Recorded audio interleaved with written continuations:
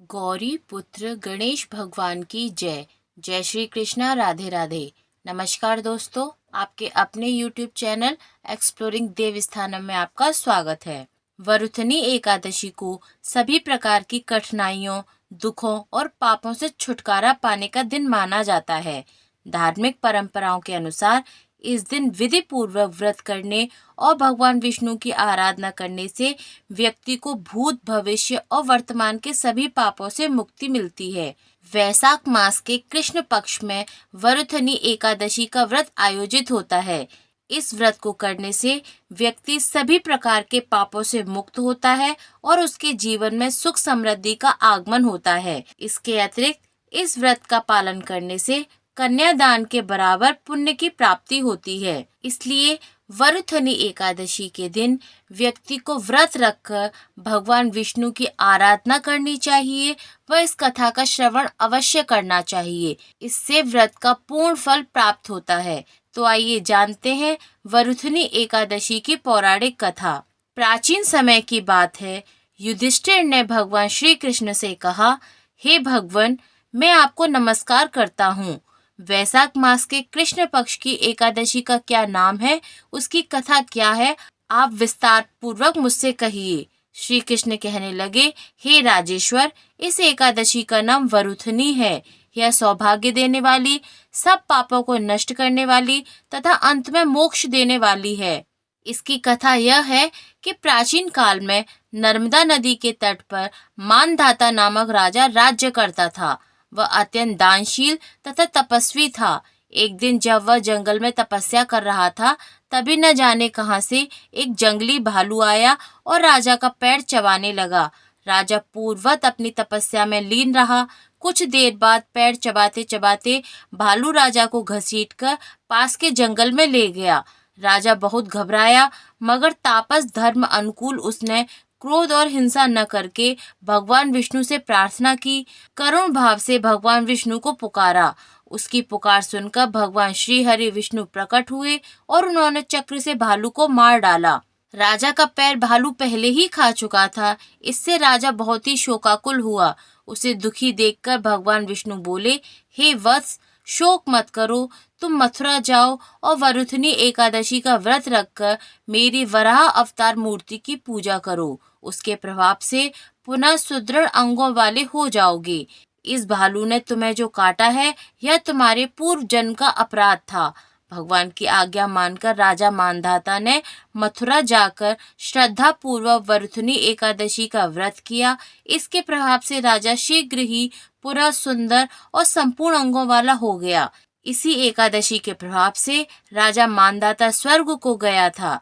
जो भी व्यक्ति भय से पीड़ित है, उसे वरुथनी एकादशी का व्रत रखकर भगवान विष्णु का स्मरण करना चाहिए। इस व्रत को करने से समस्त पापों का नाश होकर अंत में मोक्ष की प्राप्ति होती है। आइए अब जानते हैं एकादशी के दिन पढ़ी जाने वाली विष्णु भगवान की एक अन्य कथा। आपने भगवान विष्णु के दशावतार की कथा तो पढ़ी या सुनी होगी, लेकिन हम इससे अलग हटके आपको एक अन्य पौराणिक कथा बताने वाले हैं। आइए जानते हैं भगवान विष्णु और गरुड़ की पौराणिक कथा। ऋषि कश्यप की कई पत्नियां थीं, जिनमें से दो वनिता और कद्रु थीं। ये दोनों ही बहनें थीं जो एक दूसरे से ईर्ष्या रखती थीं। दोनों के पुत्र नहीं थे, तो पति कश्यप ने दोनों को पुत्र के लिए एक वरदान दे दिया। वनिता ने दो बलशाली पुत्र मांगे, जबकि कद्रु ने 1000 सर्प पुत्र रूप में मांगे, जो कि अंडे के रूप में जन्म लेने वाले थे। सर्प होने के कारण कद्रु के 1000 बेटे अंडे से उत्पन्न हुए और अपनी माँ के कहे अनुसार काम करने लगे। दोनों बहनों में शर्त लगी थी कि जिसके पुत्र बलशाली होंगे, हारने वाले को उसकी दासता स्वीकार करनी होगी। इधर सर्प ने जो जन्म ले लिया था, लेकिन वनिता के अंडों से अभी कोई पुत्र नहीं निकला था। इसी जल्दबाजी में वनिता ने एक अंडे को पकने से पहले ही फोड़ दिया। अंडे से अर्ध विकसित बच्चा निकला, जिसका ऊपर का शरीर तो इंसानों जैसा था, लेकिन नीचे का शरीर अर्धपक्व था। इसका नाम अरुण था। अरुण ने अपनी माँ से कहा कि पिता के कहने के बाद भी आपने धैर्य खो दिया और मेरे शरीर का विस्तार नहीं होने दिया। इसलिए मैं आपको श्राप देता हूँ कि आपको अपना जीवन एक सेवक के तौर पर बिताना होगा। अगर दूसरे अंडे में से निकला उनका पुत्र उन्हें इस श्राप से मुक्त न करवा सका तो वह आजीवन दासी बनकर रहेंगी। भैंसे विंता ने दूसरा अंडा नहीं फोड़ा और पुत्र के श्राप देने के कारण शर्त हार गईं और अपनी छोटी बहन की दासी बनकर रहने लगीं। बहुत लंबे काल के बाद दूसरा अंडा फूटा और उसमें से विशालकाय गरुड़ निकला, जिसका मुख पक्षी की तरह और बाकी शरीर इंसानों की तरह था।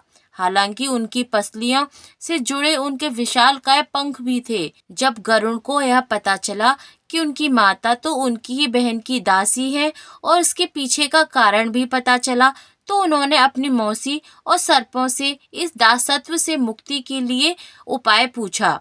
सर्पों ने विंता की दासता की मुक्ति के लिए अमृत मंथन से निकला अमृत मांगा।